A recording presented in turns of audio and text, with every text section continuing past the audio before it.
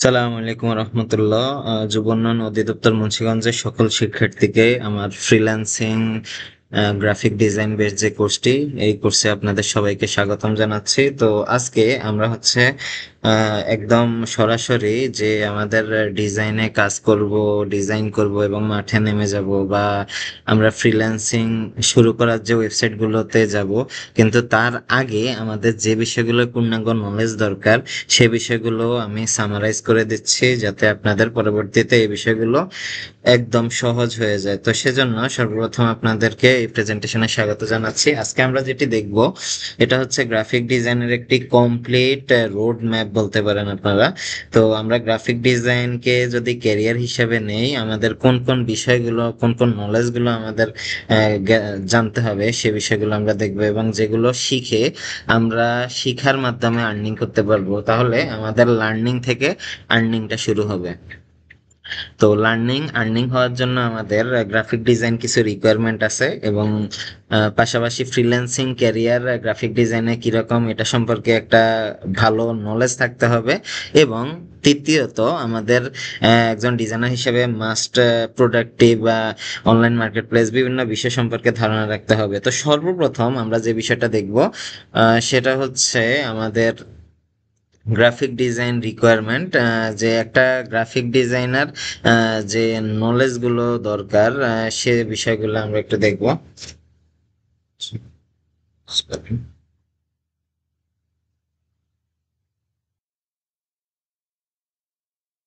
Graphic ডিজাইনের অন্যতম একটি রিকোয়ারমেন্ট হচ্ছে আপনাকে অবশ্যই আপনার নিজের একটি কম্পিউটার ব্যবস্থা করে নিতে হবে। ল্যাপটপ হোক কিংবা পিসি হোক, আপনার একটি পিসি থাকা বাধ্যতামূলক। এবং আপনাদের একটি ডিটেল নলেজ থাকতে হবে ডিজাইন প্রিন্সিপাল এবং ভিজুয়াল এলিমেন্ট নিয়ে। আমরা সরাসরি ফ্রিল্যান্সিংয়ে যাওয়ার আগে আমাদের ভিজুয়াল এলিমেন্টগুলো এবং হচ্ছে আমাদের যে ডিজাইন প্রিন্সিপালগুলো আছে, সেগুলো ভালোভাবে জানতে হবে। এখন প্রশ্ন হচ্ছে, ডিজাইন প্রিন্সিপাল, ভিজুয়াল এলিমেন্ট, এই বিষয়গুলো আমরা কোথায় পাবো? আমরা চেষ্টা করব এই বিষয়গুলোকে আপনাদেরকে মানে ডিটেল ভিডিও অথবা হচ্ছে কোনো সিরিজ প্রোভাইড করার জন্য, যাতে করে আপনারা ভিজুয়াল এলিমেন্ট এবং হচ্ছে ডিজাইন প্রিন্সিপাল দুইটার মাধ্যমে যে কমপ্লিট গ্রাফিক ডিজাইন পরিপূর্ণভাবে বুঝতে পারেন।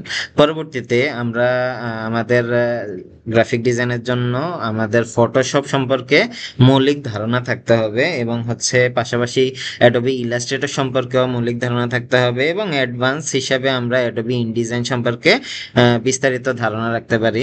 এছাড়া আমাদের ক্যারিয়ার হিসাবে গ্রাফিক ডিজাইনটা কতটুকু প্লে করবে, এখানে একটা নলেজ, যেমন হচ্ছে কিছু স্কিল এলিমেন্ট আছে, এই জিনিসগুলো আমাদের গ্রাফিক ডিজাইন ক্যারিয়ার হিসাবে অনেক বেশি রোল প্লে করে থাকে। ধরুন আপনি গ্রাফিক ডিজাইনের সকল নলেজগুলো শিখতে পেরেছেন, এবার আপনি ক্যারিয়ার হিসেবে আপনি গ্রাফিক ডিজাইনটাকে আপনি নির্বাচন করে আর্নিং করবেন। তো সেজন্য আপনার অনেক কিছুতে দক্ষ হওয়ার দরকার নেই। আপনি স্পেসিফিকভাবে একটা কাজ বা একটা কাজে এক্সপার্টাইজ অর্জন করে পরবর্তীতে সরাসরি আপনি মার্কেট প্লেসে সেটি নিয়ে কাজ করতে পারেন। এতে করে আপনার ফোকাস এবং ওরিয়েন্টেড হবেন, এবং স্পেসিফিকভাবে আপনার ওই কাজের জন্য আপনি এক্সপার্ট, এই এক্সপার্টের কারণে আপনাকে ক্লায়েন্ট হায়ার করবে। অর্থাৎ আমরা লোগো ডিজাইন, আমাদের যে গ্রাফিক ডিজাইন সেকশনটা আছে, ব্রুশিয়ার আছে, ফ্লায়ার আছে, লিফলেট আছে, পোস্টার, পেস্টুন আছে, তারপরে এখানে লোগো দেখা যাচ্ছে, ম্যাগাজিন, বুক কভার, এছাড়া আমাদের বিজনেস কার্ড আছে, লেটার হেড আছে, অ্যাপ ইউআই ইউএক্স ভিত্তিকভাবে যে ডিজাইন আছে, ওয়েবসাইট টেমপ্লেট আছে, ফটো ম্যানিপুলেশন আছে, ক্লিপিং পাথ, ইমেজ ডিটাচ। একজন এত কিছু করার প্রয়োজন নেই। আমরা স্পেসিফিক একটা জোন, স্পেসিফিক একটা এক্সপার্টাইজ বা স্পেসিফিক একটা প্রোডাক্ট, ডিজাইন এলিমেন্টের একটা প্রোডাক্ট নিয়ে এক্সপার্ট হব, এবং এটা নিয়ে আমরা নিজেদের অবস্থান মার্কেটে তৈরি করব। তো এছাড়া আমরা একজন ডিজাইনার হিসেবে আমাদের অবশ্যই অবশ্যই এই নলেজগুলো থাকতে হবে। কুইক লার্নার হইতে হবে এবং প্রোডাক্টিভ হইতে হবে, এবং ডিটেল আইডিয়া থাকতে হবে মার্কেট প্লেস সম্পর্কে। যেমন আপনাদের সবারই, যারা একজন ভালো ডিজাইনার, একজন গুড ডিজাইনার হিসেবে আপনাদের একদম স্ট্যান্ডার্ড একটা পোর্টফোলিও থাকতে হবে, যে নলেজ, যে স্কিলের উপরে আপনি দক্ষ। ধরুন আপনি ফ্লায়ার ডিজাইন করতে পছন্দ করেন, তাহলে আপনার একদম স্ট্রং একটা পোর্টফোলিও থাকতে হবে শুধুমাত্র ফ্লায়ার ডিজাইনের উপরে। আপনি ধরুন ইউটিউব ব্যানার করতে পছন্দ করেন, সেক্ষেত্রে আপনার ইউটিউব ব্যানার ভিত্তিকভাবে যাতে আমরা বিহ্যান্স কিংবা ড্রিবল যে ওয়েবসাইটগুলো আছে পোর্টফোলিও সাইট, সেগুলোতে আমরা নিজেদের এই ক্যারিয়ারটাকে স্ট্রং করে তৈরি করব একজন গুড ডিজাইনার হিসেবে, যাতে করে ক্লায়েন্ট যখনই চাইবে সে যাতে আমাকে সহজভাবে রিচ করতে পারে। এবং আপনার বিভিন্ন অনলাইন মার্কেট প্লেস সম্পর্কে আইডিয়া থাকতে হবে, যেমন ফাইবারে কি রিলেটেড কাজ করা হয়, কোনটার ডিমান্ড কত বেশি, আপওয়ার্কে কি ভিত্তিক কাজ করা হয়, ফ্রিল্যান্সারে কোন কোন কাজগুলো আমরা কৌশল অবলম্বন করে দ্রুত অগ্রসর হতে পারি। ডিজাইন হিল এখন অনেক প্রিমিয়াম ওয়েবসাইট হয়ে গেছে, এখানে ইনভাইটেশনের মাধ্যমে আপনি ডিজাইনারের রেজিস্ট্রেশন করতে পারবেন।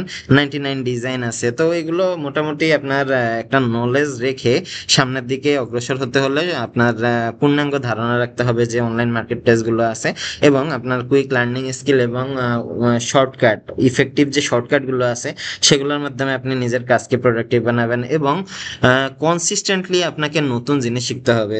দেখেন, আপনি যদি আপনার শিখাটা থামিয়ে দেন তাহলে আপনাকে কেউ সাহায্য করতে পারবে না, কিন্তু আপনি যদি আপনার শিখাটা চালিয়ে যান তাহলে আপনাকে কেউই থামাতে পারবে না। অর্থাৎ আমাদের কনসিস্টেন্টলি নতুন বিষয় শিখতে হবে, নতুন আপ টু ডেট যে বিষয়গুলো আছে সেগুলোর সাথে আমরা আপ টু ডেট হতে হবে। যেমন বর্তমানে এআই এস জগৎ চলতেছে, আর আর্টিফিশিয়াল ইন্টেলিজেন্স ব্যবহার করে আমাদের অল্প সময়ে ইমেজ জেনারেশন করা, ভিডিও তৈরি করা, অডিও তৈরি করা, 3D মডেল প্রেজেন্টেশন, অ্যানিমেশন, এক কথায় সব কিছুর জন্যই আমরা এআইর সহজ একটা সমীকরণের মাধ্যমে আমাদের কাজকে আরো বেশি ইনোভেটিভ এবং আউটস্ট্যান্ডিং তৈরি করতে পারি।